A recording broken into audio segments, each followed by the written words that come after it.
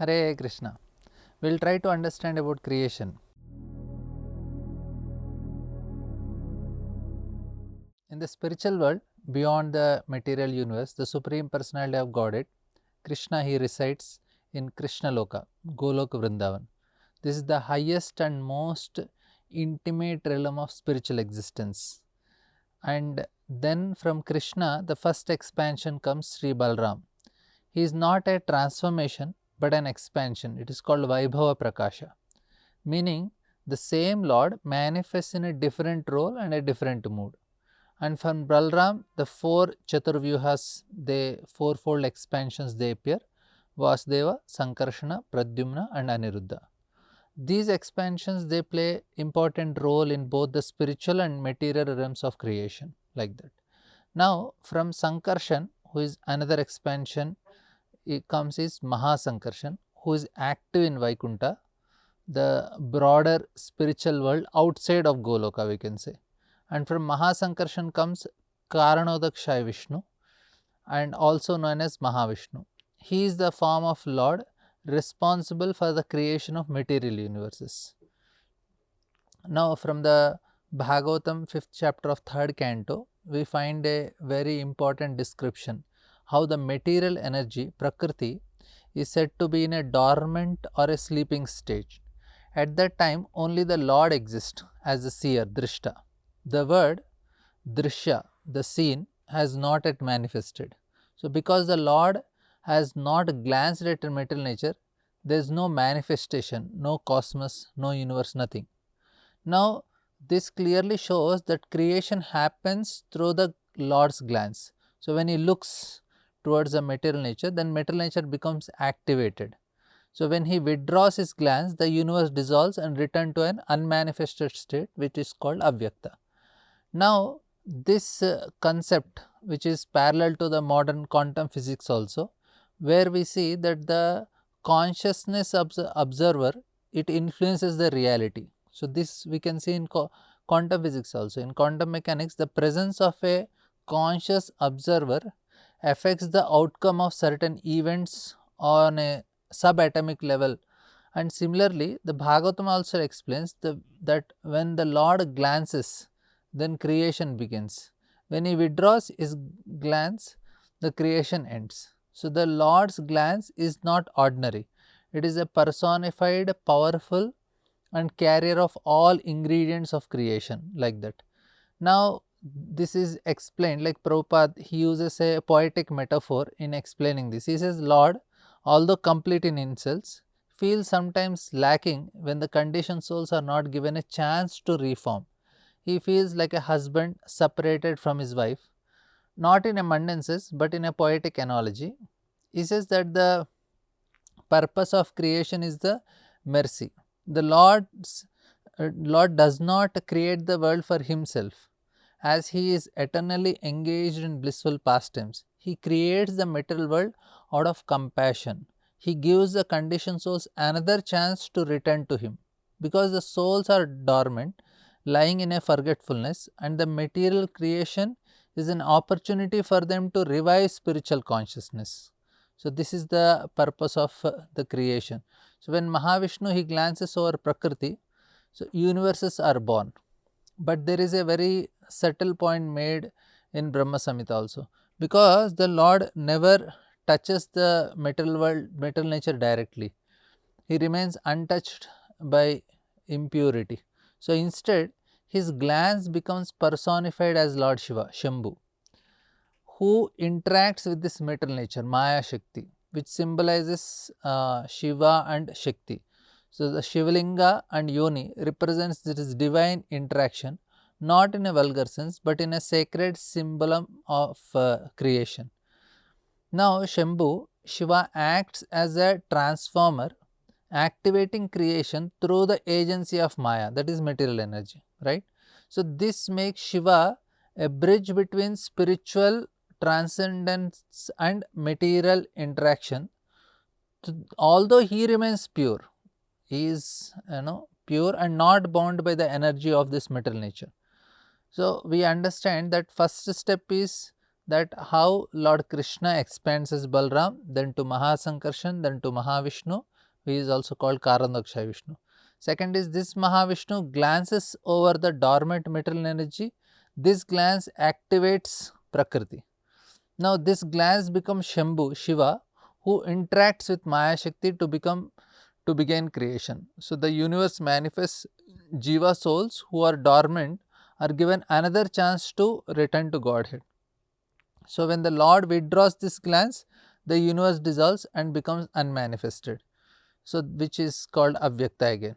Now the creation, so here we see that Lord Shiva and Mother Parvati, they are mother and father for all living entities in this creation. As for the body, they are the mother and father. When it comes to the spirit soul, Lakshmi and Narayana, they are mother and father, like that. So both are the divine couple who are mother and father for the creation. For one level it is for the body and another is for the soul.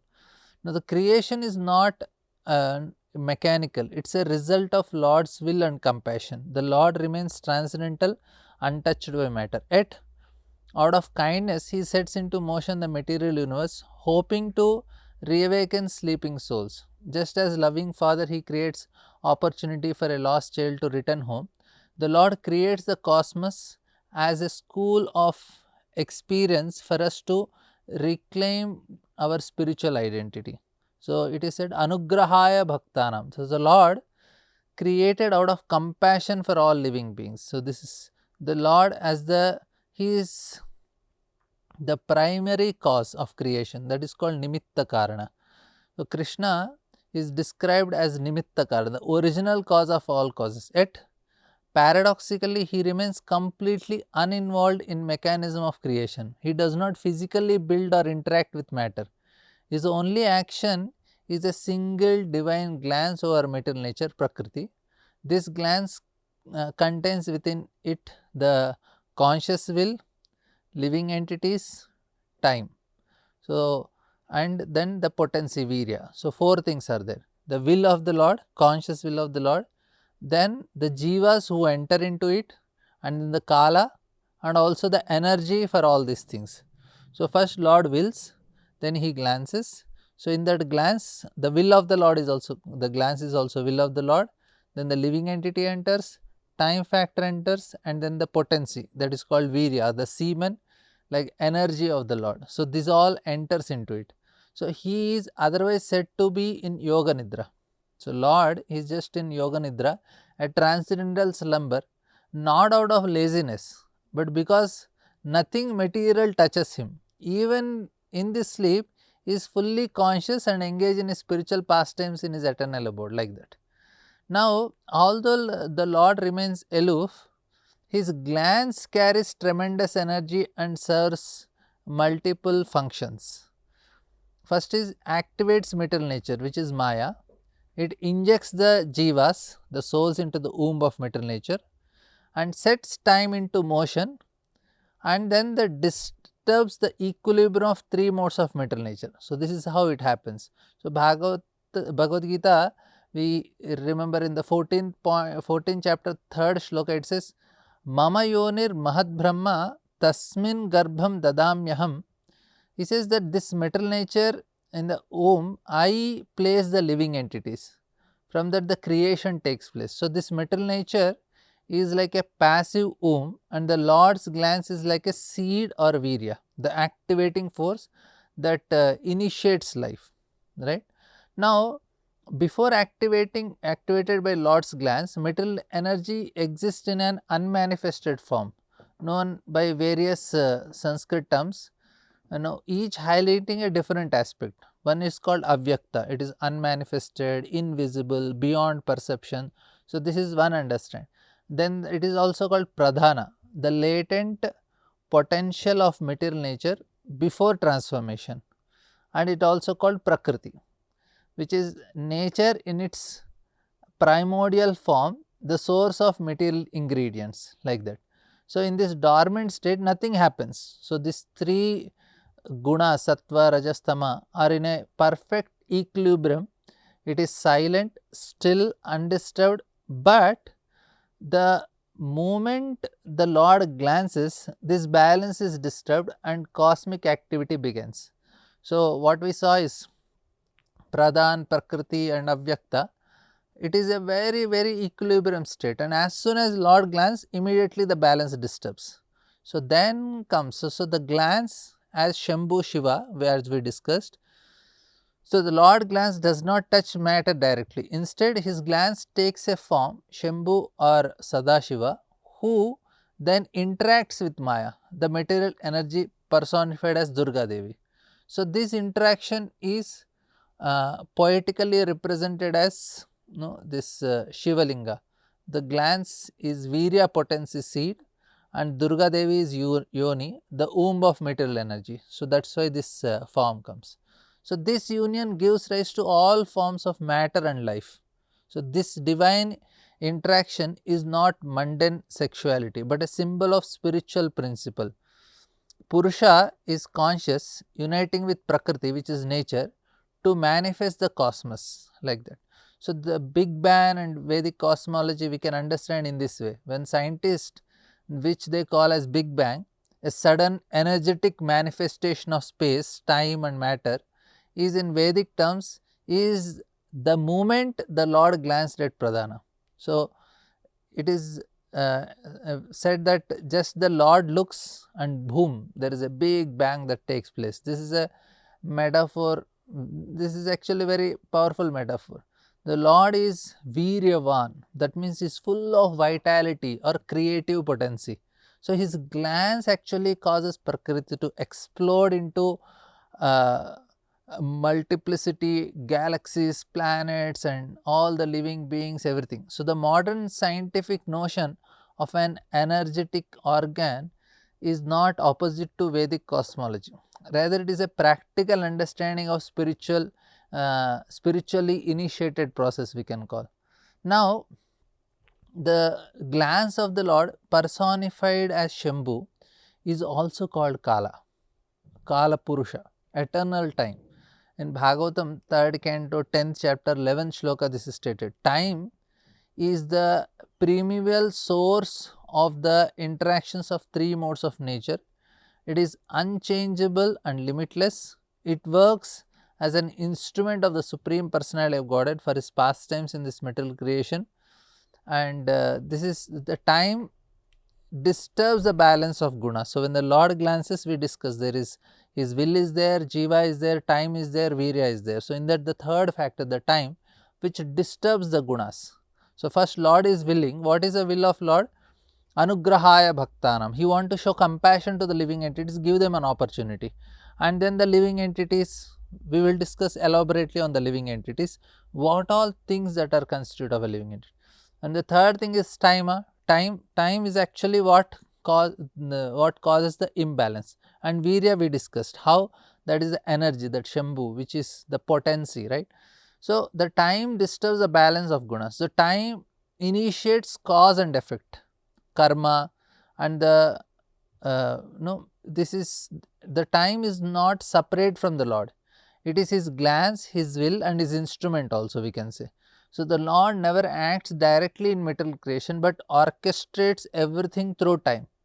Just as king rules through ministers without descending into the streets, similarly it is the law, the instrument of Lord, the time, that actually makes everything work here.